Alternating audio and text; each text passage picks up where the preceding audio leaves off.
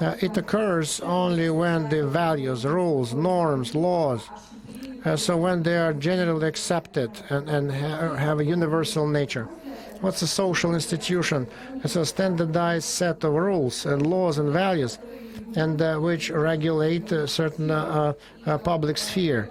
And when there is some general desire of humanity to achieve that, so this institution provides that.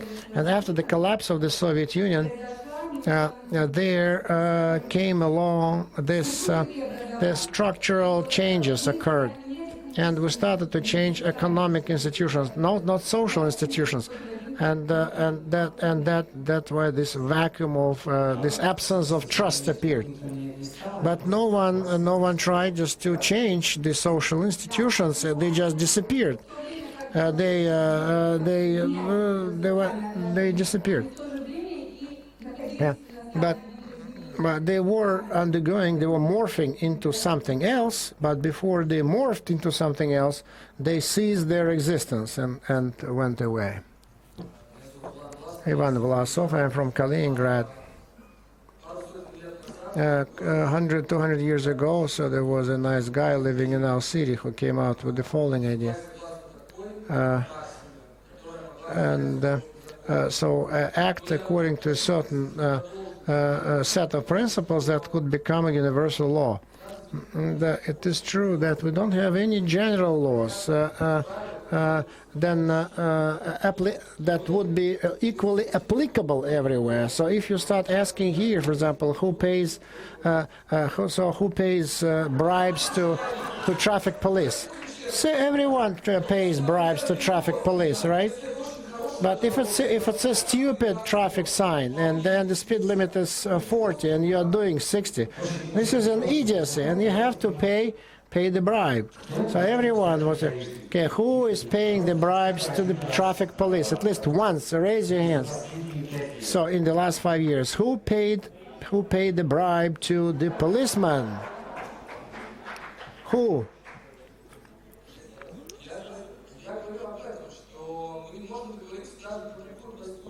That's the whole point. We cannot find common ground even about such simple thing.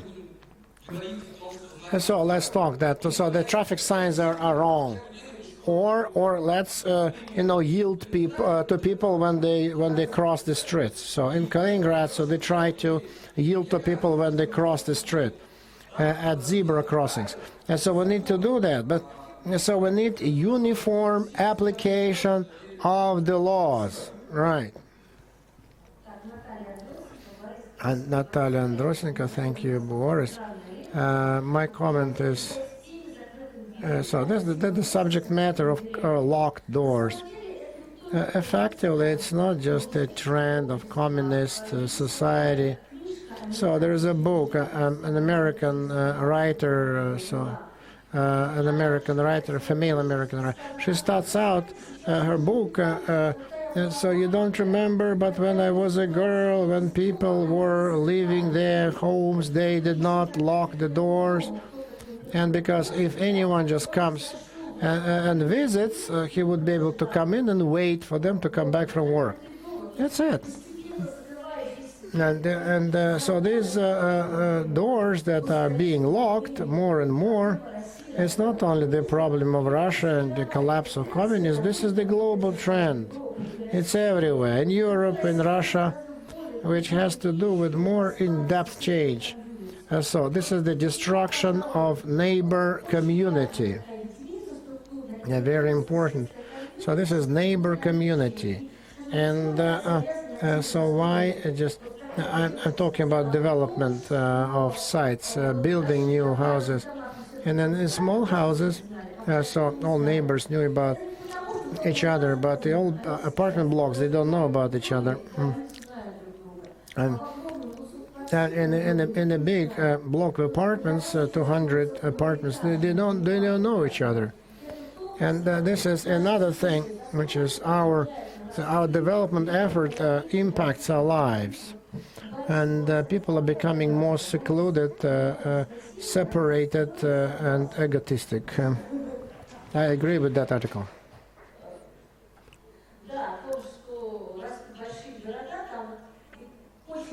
big cities, density is high, and so there's no neighbor community there. And I live not in Moscow anymore, and so we don't lock the doors there. It's because I pay for my children to go to school, and I'm paying for this neighbor community because I want to cultivate neighbor community, friendship, knowledge, relationship. This neighbor community, I'm trying to set it up. There's a good book I would like to suggest to you, and that's called Apollonia, reciprocation mechanism. It's a reciprocation mechanism. A reciprocation. So the mechanism of reciprocation. You can find it. It's a very good book. It's all about trust. It's about support, mutual support, trust, which actually made Europe Europe.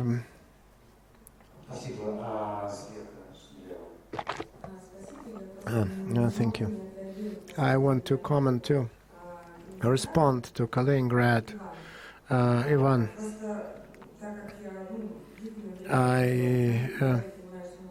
yes, I'm a driver. I drive my car, but one thing is stupid traffic rules. But to pay a fine or to pay a bribe, just two different things. And I have to comment on that because I'm a driver myself. That the main reason about trust.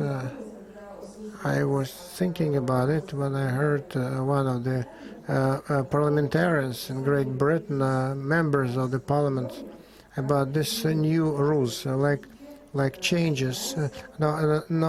Excuse. When people apology. When people apologize, they change the level of trust. When they admit the mistake. So when Boris Yeltsin was in power, so Yeltsin, when he apologized, it made a deep impression on people, and it worked very well. And so the times were very difficult, heady 90s, and this kind of redemption, repentance, and so we don't have it very often. Yeltsin did that, and this. Because it's important for trust. Yeah, it's people who think that they're always right. They're always right. They cannot be in the wrong. Okay. Pskov Oblast. The question was a general question. You were asking about what does the level of trust impact upon. And when we speak about trust, so there is a movie, so how I stopped being afraid and loved the nuclear bomb. It was a good movie. And so in the United States and Russia, everything blows out and we'll die. So that's the movie. And so we can win more if we trust each other. So then the dilemma of an inmate, so game theory, the higher school of economics. So you can win more if you trust each other. That's it. But it's not that easy.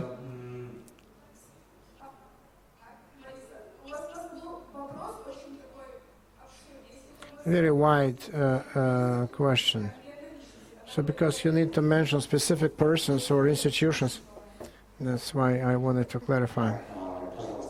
Okay.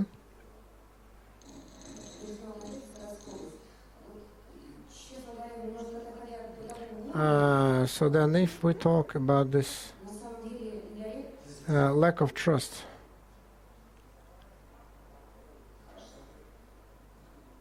okay. Thank you for a chance to speak. Ozhvaltu is my name. I am from the country it's called Santa Main Principe.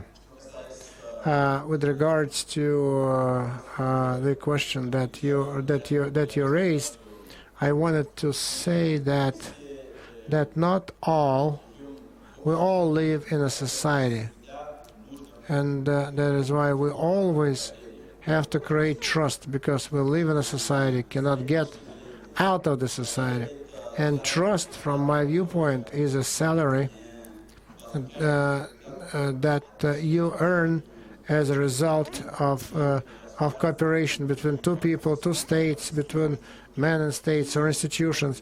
That's a salary that you start making when you. And then another point, that trust impacts on the economics and on the political system. So then an example concerning trust to economics. Recently I was looking for a job in Russia, but I was looking for a job where the salary is paid daily every day, because I know there's a guy, my friend, who worked for a month and then no one paid him, and that's why I wanted my daily pay. And then another is trust to the political system. In my country, people think I will trust you as long as until you prove that you should not trust you. So we'll trust you until you prove that you are not to be trusted. That's perfect. Yeah, and people trust. They trust political parties, and some political parties, some political persons. They claim for a certain position in the state, and they trust them, and they trust them. And if they address the issues that they were supposed to address, then this trust only strengthens. But if they fail to do that, then that's it. Thank you. In Russia, that it's not the best jobs that get paid daily salary, and so they're not the best jobs that offer daily salary. And then another, it's the cultivated distrust in a certain team. Because divide and rule, this principle works. So then they drive a wedge. So the managers drive a wedge in the community, in the team. So they cultivate distrust, because it's much better for their own ends. So managers don't trust each other, top managers don't trust each other. They tell on each other, just blow whistle, etc. They tell on each other. So it's not. So that's a special policy, and it works. And this type of distrust exists, and many managers take advantage of this distrust. And so this is the competition. The competition, meaning it's good or bad, and in a team, especially small teams. So just to encourage this competition and distrust.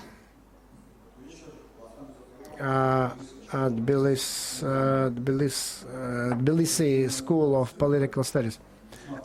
You spoke about figures that the northern part has very high level of trust, but I think that we need to think about something else. That there, so they have very good judiciary. So then the court system, and it always helps to create a high level of trust in society, because everyone will be punished. Yes. So in Georgia, so we don't pay bribes to the traffic police, and we don't pay any bribes, because the biggest success, so that not a single bureaucrat is going to pay bribes, because if he takes this bribe, so for the next eight years, so he's going just to do time in a Georgian prison. And if anyone just offers a bribe to a policeman, a traffic policeman, so he will do the time in prison. So we eradicated that. because they know exactly that if they take a bribe, so they will spend 8 years in prison. And so in the West, it's so it goes back many more years, and the system works there. So then judiciary is honest, and so no one takes bribes. I think that so that if we really want to enhance trust, we need to develop the judiciary so that no guy who committed a crime should feel safe. He should know that he will be apprehended and punished. I agree with what the previous speaker spoke about. So trust is important, but the judiciary should work well, because in case of any debates and quarrels, should adequately and quickly and honestly and with great degree of fairness settle them. And in our country, I am not sure that the case can be settled in court quickly, fairly, and honestly. So we need transparency in the judiciary and the police, etc. Then the trust of citizens will rise. Okay.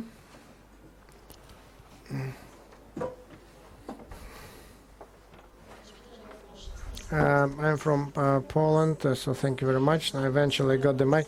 I wanted to point out three notions that kind of sum up, recap.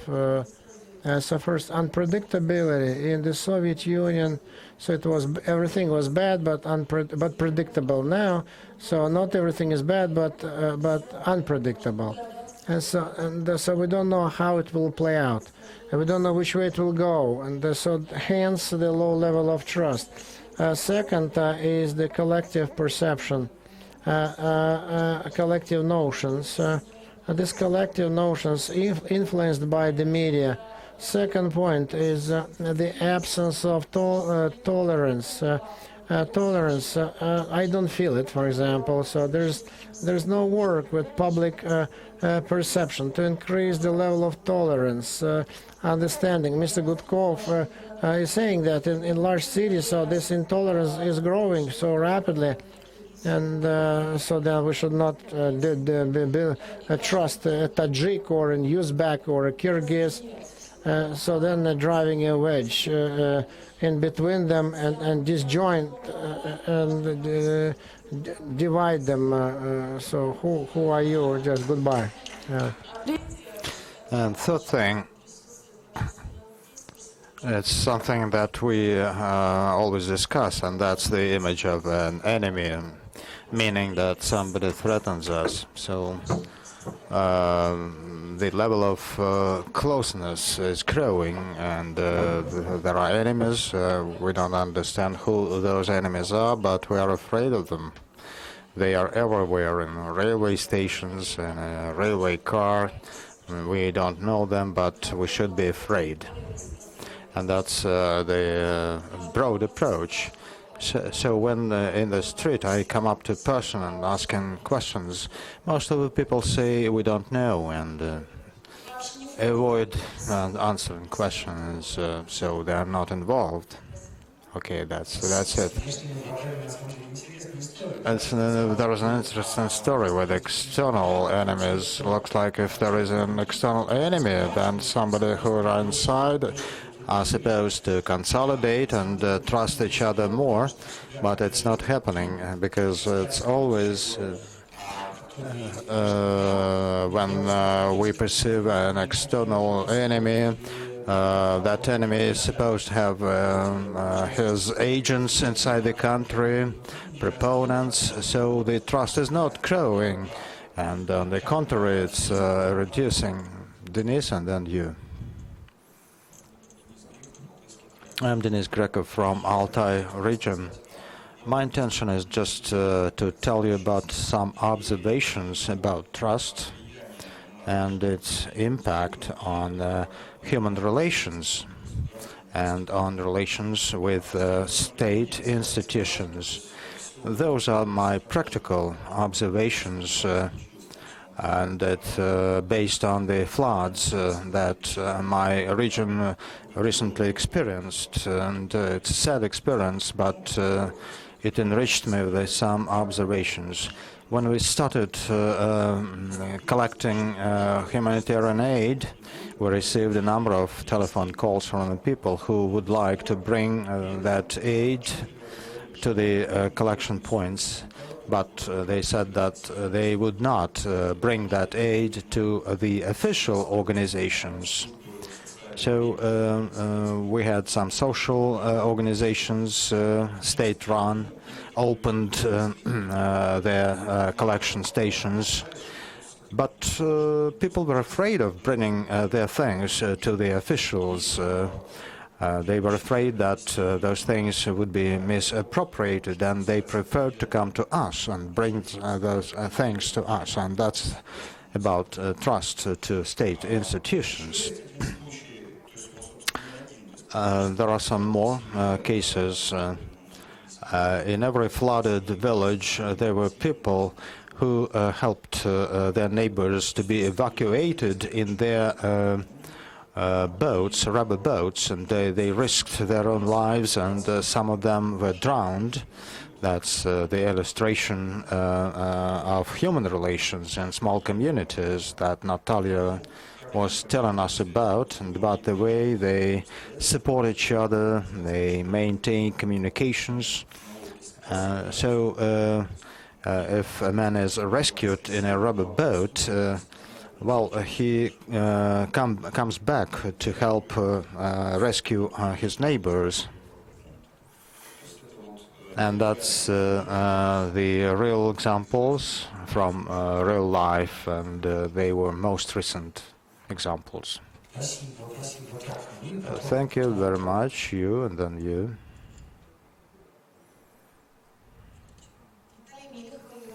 I'm Natalia Melechov from Yaroslavl. Perhaps I will sound optimistic, but that's the way I feel it. And the fact is that situation is changing. Some years ago, it was in the trend to be a sole person, to make money and to spend this money for himself or herself. Now people become realizing that human beings are ultra-social animals, and we need links, we need communications, and if without the communication and the interaction, your quality of life is quite poor. Even if you are rich, you need somebody just to see that you are rich. And some people unite in some teams. That's the Alert group from the Altai region. And there are some other groups that are growing, and they're based on the Bottom Initiative. And if you are in a team, you need to trust your teammates. And so I'm optimistic that things are turning to the better.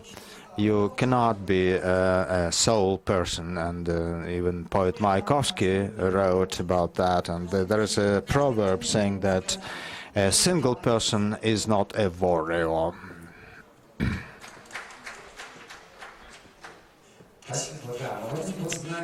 Thank you very much. And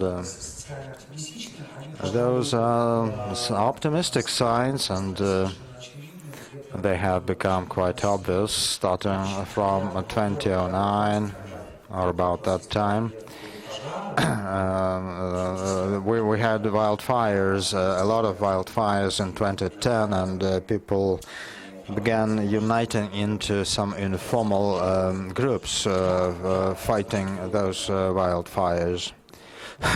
You please, you raised your hand. I'm Nikolai Arnautov. Hello, I'm from Mongolia, and we're studying the University of Friendship of Peoples, and I think trust is based on fear. When you live in a room, who who locks the door? Raise your hands. So all of you. So, because you all have some fear, perhaps we do not see other people as potential thieves, but still, you are afraid that if you leave your room unlocked, then something could be missing. So we do not trust each other. People do not trust each other, and on the contrary, they do not trust state institutions, they do not trust the state. Or we can trust on paper.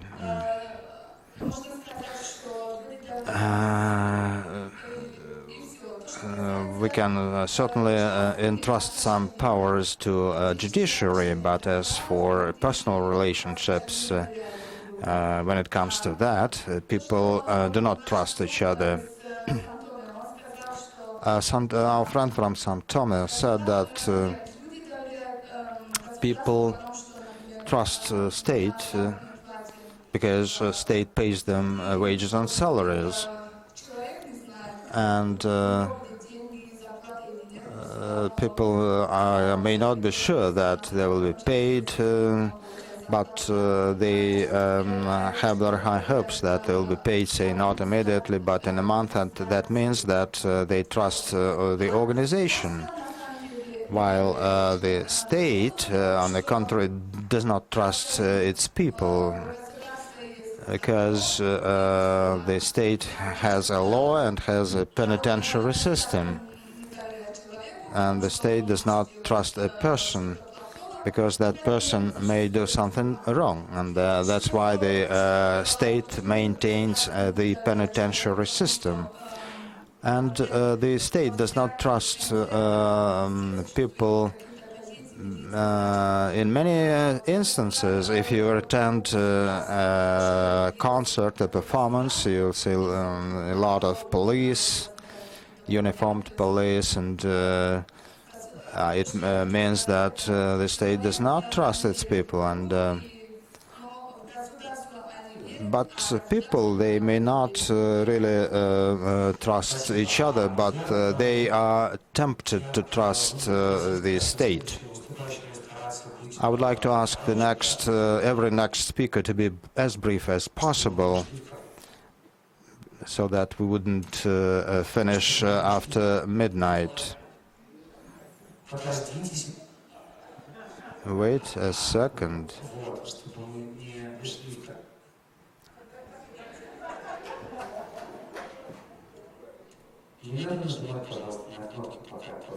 Don't press the button while I am speaking, while my microphone is activated. So we are supposed to discuss one more thing, so let's complete block 2 with a couple of comments and switch to the third block. That would be the last for tonight. I'm Nikolai Arnauto from Chisinau. I'd like to be very brief. One can see trust only when there is prosperity. We can see prosperity in the Scandinavian countries. Speaking of the Soviet Union, why the trust was there? Because there was kind of prosperity and tranquility. And one can see same prosperity in Scandinavia and Holland and Denmark. Adam Smith used to say that one can find prosperity in a country when institutions work, when there is no corruption and crimes. And when there is prosperity, people are tempted to make money honestly and decently rather than commit crimes and be imprisoned.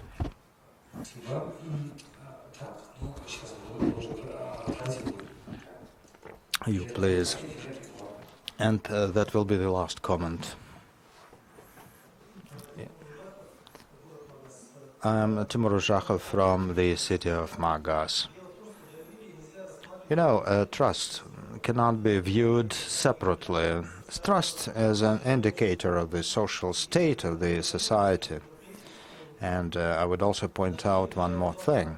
trust is impacted by two factors.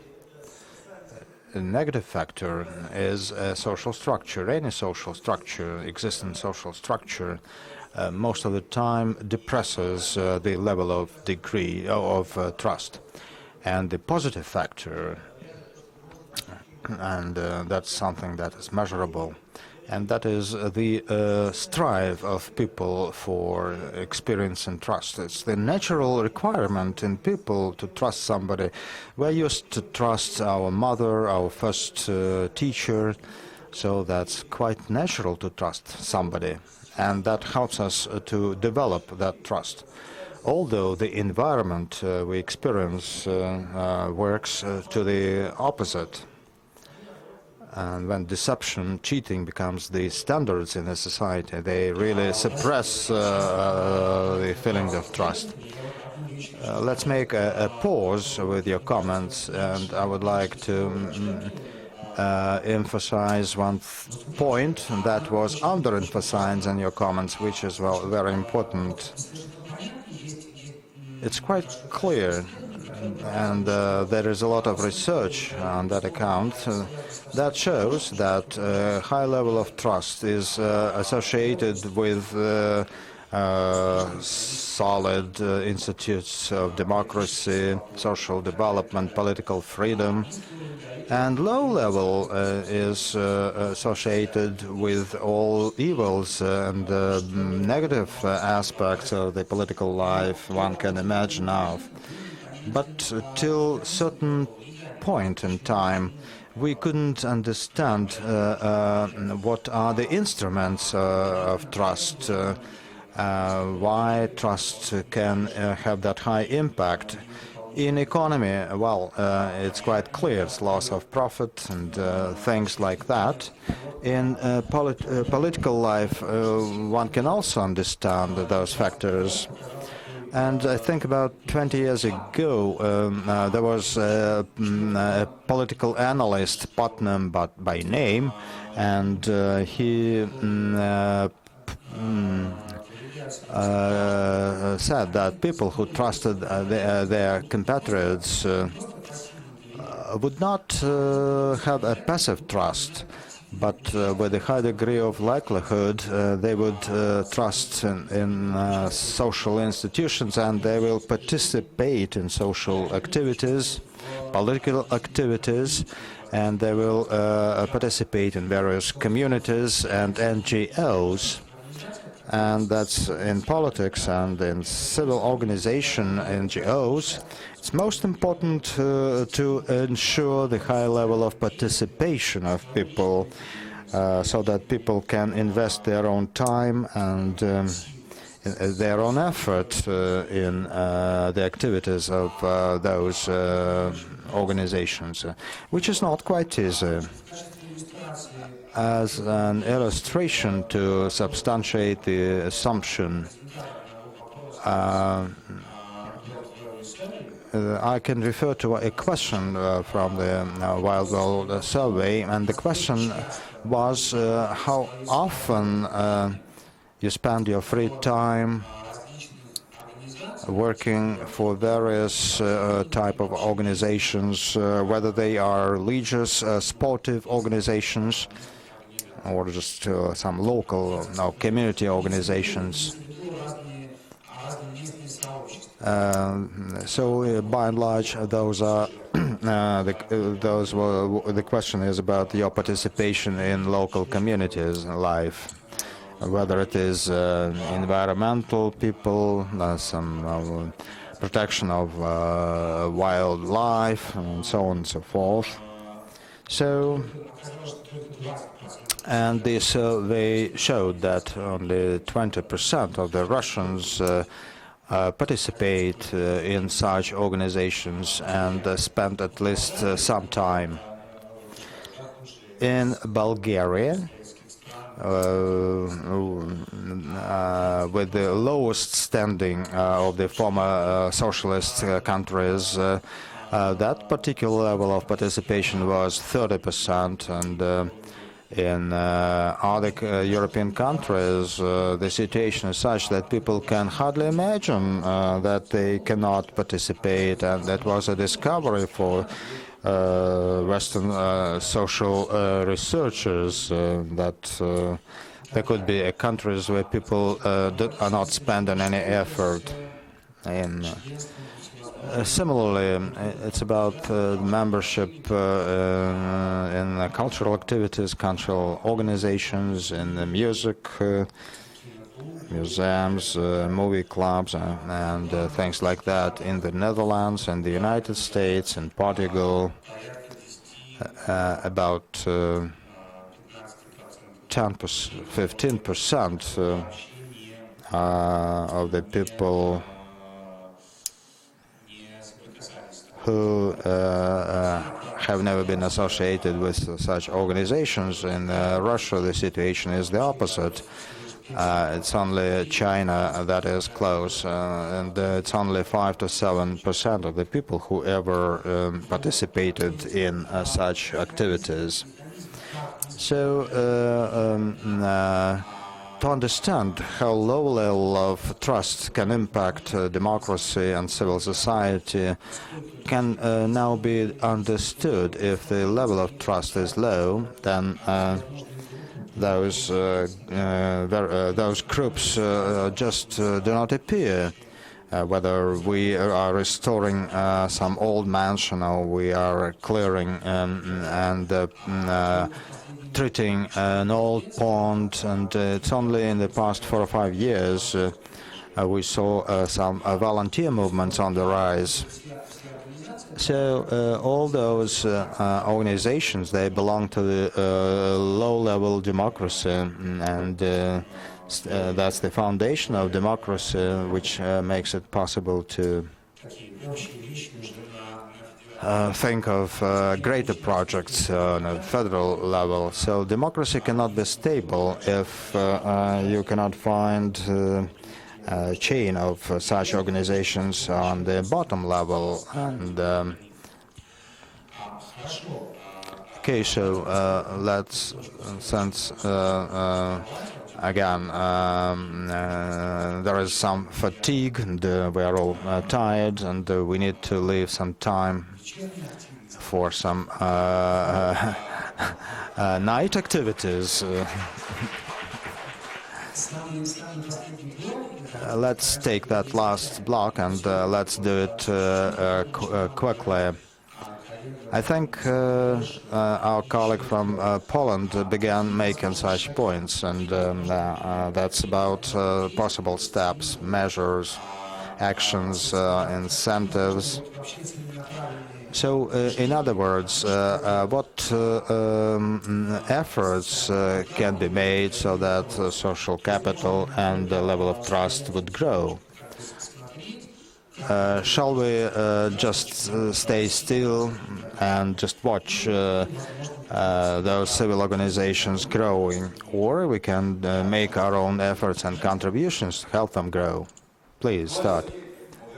I'm Golitsyno from Volgograd. In Volgograd, we have 3 eco centers. We all know about training sessions, what they are, and as an instrument, it's quite a powerful instrument. So we introduced some learning programs that lasts for about a month, and that help people change their attitudes to other people quite radically. Certainly it's not easy, but we have that training center in operation for more than 10 years. And about 5,000 people attended those courses. And that training center was set up in a very bad neighborhood. But in that 10 years, the neighborhood was improved greatly. Parks were laid, and some renovations were carried out. So I believe that in order to raise that level of trust, you can even use some kind of force which is justified to teach people. Or say in the times of Great Depression in the United States, they first realized that to improve economy, people are to be made to believe in themselves, and then people are to be trusted. And I think we should do the same. We should first learn how to believe in ourselves, and then we will see how we can trust other people. So those trainings can start even at schools, and then it can be done like it was done in Israel. Please try to be even briefer, because everybody is tired already. I believe that the culture of trust is the shaping of your legal conscience. It was said already that in Russia we don't trust law enforcement in this country, and that's why we don't trust each other. So it's very important to shape our legal conscience starting from schools with the help of training sessions, as was pointed out right now. Besides, I think that the culture of trust involves also some religious ethics. We said that the high level of trust is visible in Denmark, Belgium, Holland, Scandinavia. Those are mostly Protestant countries, and we are aware of the Protestant ethics calling for honesty and fairness. But have you heard anything of Orthodox ethics? Do you see often, or do you read often about such a notion as Orthodox ethics? I have not heard about that much. More frequently, it's about Protestant ethics. And thirdly, that's about the culture of trust again. It has to do with the stable financial institutions and the trust in money, which is one of the pillars of any society. So we should think how we can build stable financial and insurance institutions. Thank you. You, please. I'm Viktor Ibragimov from Kyrgyzstan. So thank you very much. I would like to follow on the points that our Polish partner made. Level trust to migrants. In Russia, that's a very hot point. I've been living in Moscow for the past 3 years, and I really feel like a guest worker, who I am not. But on the part of Muscovites, there are some attitudes. When I go to the Smolensk region, I can understand that people look at me as a human being and not as a guest worker. And that means that level of trust depends on a specific region, on urban or rural areas. But the trust in politics or trust in politicians, we can think that in the post-Soviet space, politicians have exhausted all their potentials and all their credits of trust, and even younger leaders are trusted more than the old guard. As for measures, again, if it is about migrants, I can tell you that you should first create tolerable conditions for migrants and then impose laws on them. And very good example, in the European Union there is also a lot of migrants, but that issue does not top the list. And perhaps it's the intention of the Russian Federation to isolate the country from migrants, which is not possible in the contemporary world. Okay, I promised you. I'm Andrei Kruglashev from Ukraine, graduate of 2011. And the basic point that trust is born in cooperation. Certainly, it's hard to join the cooperation without any basic trust, but most of the trust is built, is developed when we cooperate. And the school brings us to a larger range of opportunities. We didn't say anything about the social media role, and in Facebook and Odnoklassniki, we lose anonymity, and anonymity is correlated with crime.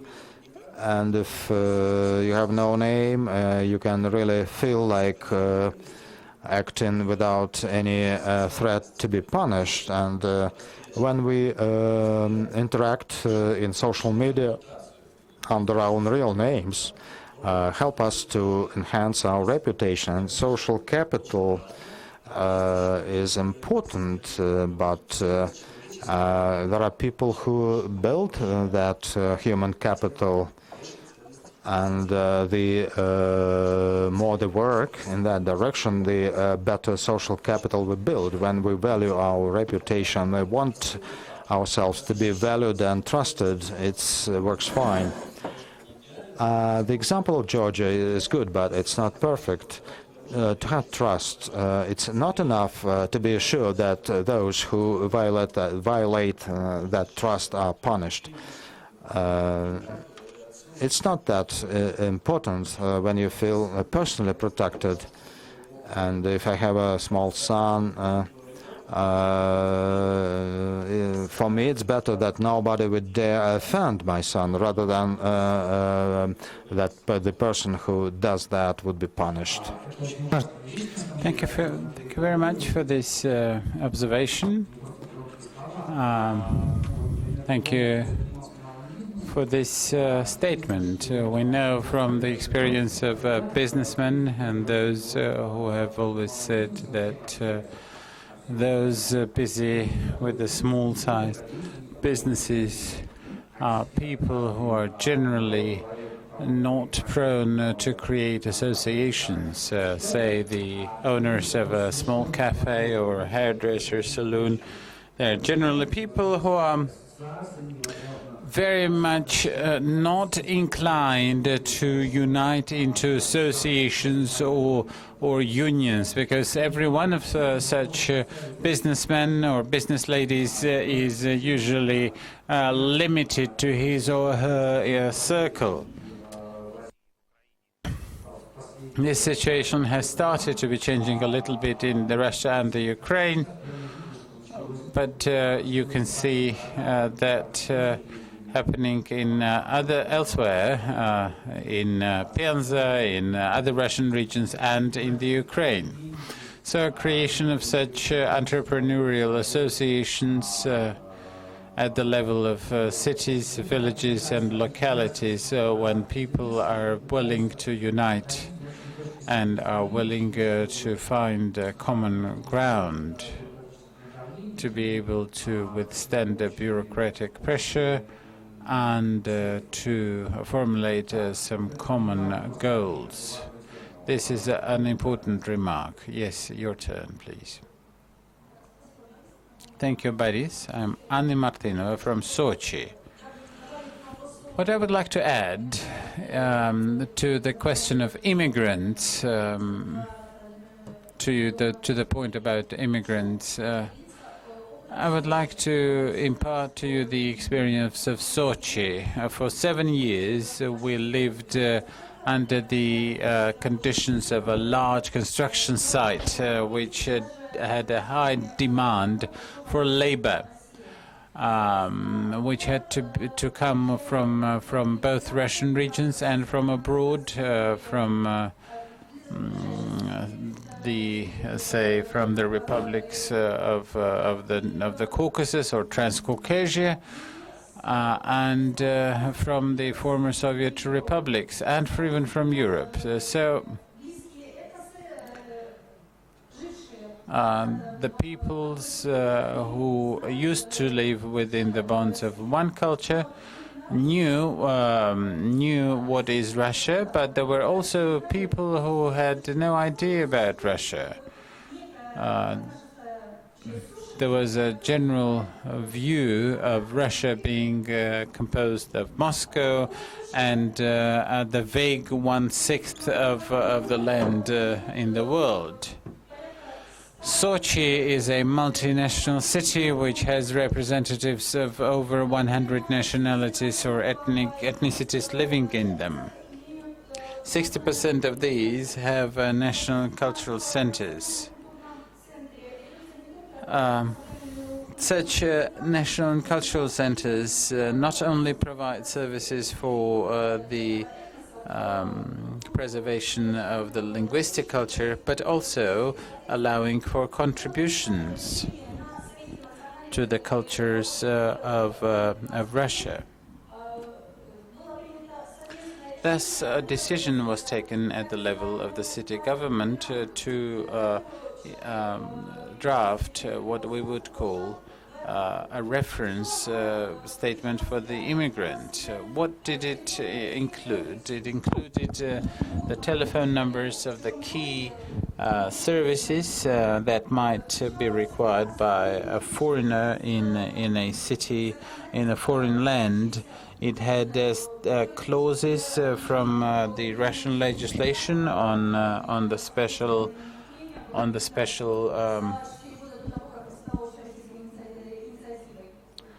conditions in Sochi, including the non-smoking regime.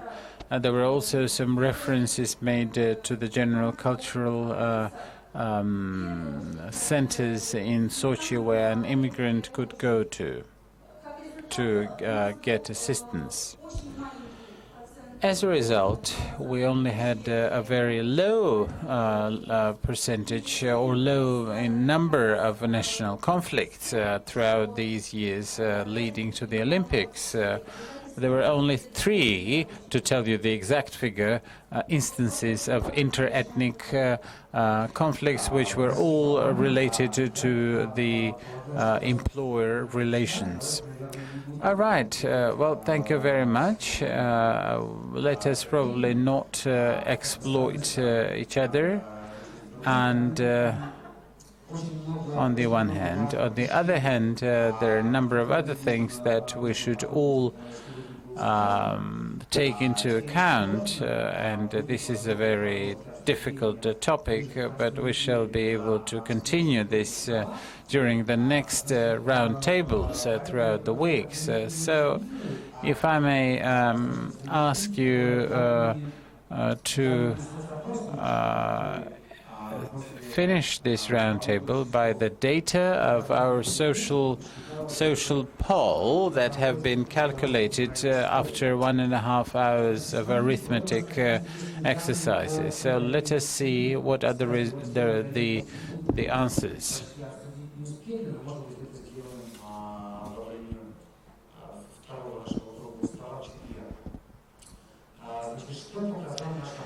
What has it shown to us? The 10th place in this audience is television.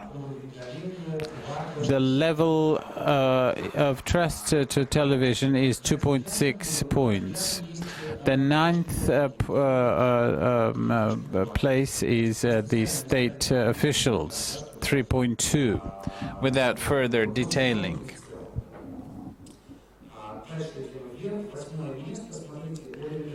Place number 8, the police, 3.4, a little higher than the state officials. Place number 7, business, 4.9. And the level of trust towards the business in this country is very low, really. The business, business is place number 6, and number 7 were the internet mass media, 4.6. Number 5, the financial analysts, 5.6. Number 4 place is the NGOs, 6 points. Number 3 was was the physicians and teachers, 6.5. Number 2, the scientists, 7 points. And number 1, and of course, the people in this hall are generally of very high intellect. Who could be trusted more than people like me? So people like me are number 1. People like me were number 1. About 8% or 7.9. I don't think that the general result for Russia would be the same, but I think in this hall we're seeing people who know what they are about. Thank you.